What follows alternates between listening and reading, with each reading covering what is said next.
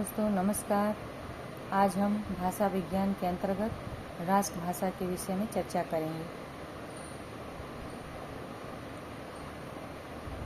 राष्ट्रभाषा का शाब्दिक अर्थ है संपूर्ण राष्ट्र में प्रयुक्त भाषा अर्थात आम जनता की भाषा। जो भाषा समस्त राष्ट्र जन जन के विचार विनिमय का माध्यम हो वह राष्ट्रभाषा कहलाती है। इसका प्रयोग क्षेत्र विस्तृत एवं देशव्यापी होता है। यह देश में विभिन्न समुदायों के बीच एकता स्थापित करती है तथा इसमें राष्ट्र की संस्कृति होती है। राष्ट्र की संस्कृति प्रतिबिंबित होती है। इसका रूप लचीला हो जाता है और जनता के अनुरूप किसी भी रूप में ढाला जा सकता है। राष्ट्रभाषा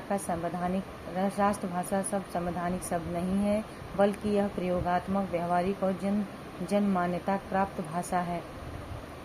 राष्ट्रभाषा क्या है? व्यापक होती है। कैसी होती है? व्यापक होती है। राष्ट्रभाषा शब्द संवैधानिक शब्द नहीं है, यह अत्यंत उदार और लचीला है। राष्ट्र की संस्कृति प्रतिबिंबित होती है, आम जन की भाषा है। अब अगली कड़ी में हम पढ़ेंगे राजभाषा। राजभाषा का शाब्दिक अर्थ है राजकाज की भाषा। जो भाषा देश के राजकीय कार्यों के लिए प्रयुक्त होती है वह राजभाषा कहलाती है।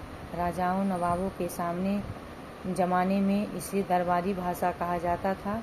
यह राजभाषा शब्द संवैधानिक शब्द है। इसका एक निश्चित स्वरूप होता है जिसके साथ प्रयोग या छेड़छाड़ नहीं किया जा सकता। भारत में 14 सितंबर 1949 को हिंदी को संवैधानिक रूप से राजभाषा घोषित किया गया। इसलिए प्रत्येक 14 सितंबर को हिंदी दिवस के रूप में मनाया जाता है। राजभाषा सीमित होती है। इसका एक निश्चित मानक स्वरूप होता है। यह स्वभाषा या परभाषा भी हो सकती है। यह शासन के हिसाब से बदलती रहती है। कार्यालयी, संवैधानिक, व्यापारिक, प्रशासनिक एवं वैज्ञानिक तकनीकी की कार्य की भाषा है।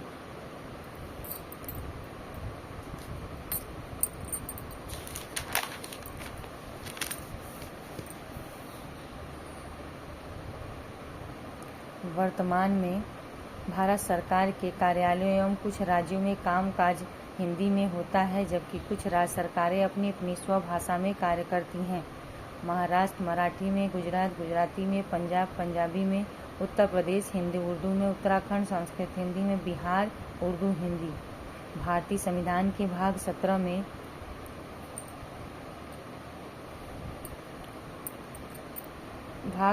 में अनुच्छेद 343 से लेकर 351 तक में हिंदी की संवैधानिक स्थिति पर प्रकाश डाला गया है।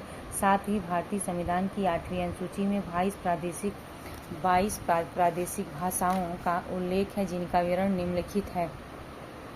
असमिया, कन्नड़, उड़िया, बंगला, गुजराती, हिंदी, कश्मीरी, मलयालम, मराठी, पंजाबी, संस्कृत, तमिल, तेलुगु, उर्दू, सिंधी। 21वां संवैधानिक संशोधन 1967 द्वारा जोड़ा गया। कोंकणी, मणिपुरी, नेपाली। 71वां संवैधानिक संशोधन 1992 द्वारा जोड़े गए। बोडो, डागरी, मैथिली, संथाली। 92वां संवैधानिक संशोधन 2003 में जोड़े गए। सामाजिक, आर्थिक, शैक्षिक रूप से पिछड़े लोगों को संविधान में चिन्हित किया गया है। उन्हें अनुसूचित जाति या अनुसूचित जनजाति कहते हैं। अब ये हो गया हमारी राष्ट्रभाषा और राजभाषा। तो कब कब किन भाषाओं को जोड़ा गया, कब संवैधानिक संशोधन के द्वारा। पहले 14 थी, उसके बाद फिर सिंधी को जोड़ा गया, फिर कोंकणी मणिपुरी नेपाली को जोड़ा गया, फिर बोडो डागरी मैथिली संथाली को जोड़ा गया। आपको पसंद आए तो लाइक सब्सक्राइब करिए, शेयर करिए, कमेंट करिए। जो भी कुछ प्रश्न हो आप उसका प्रश्न का आंसर आपको मिलेगा। आपका दिन शुभ हो। नमस्कार।